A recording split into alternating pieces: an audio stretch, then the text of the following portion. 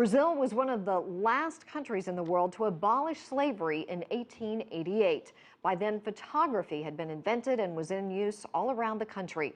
And as a result, several images of slaves have been taken, capturing a bit of Brazil's dark past. As the 19th century was drawing to an end, Brazilian aristocrats began to experiment with photography. They took pictures of their vast estates, in this case a coffee plantation. But inadvertently, they were also documenting a cruel period of human history. All the people working here were slaves. Slavery, unfortunately, lasted in Brazil until the end of the 1880s. It was the last country to abolish slavery in the Americas. And therefore, we have a photographic archive about the economic activities of the country, such as coffee production.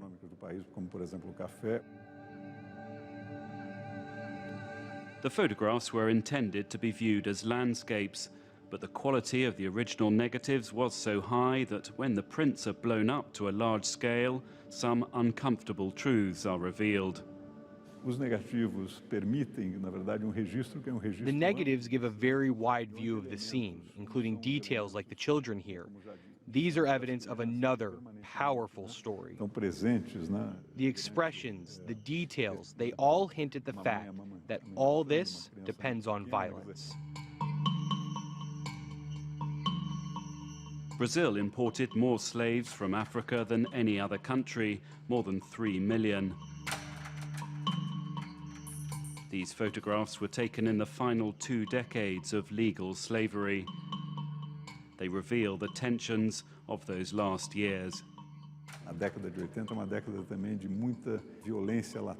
It is a decade of latent violence.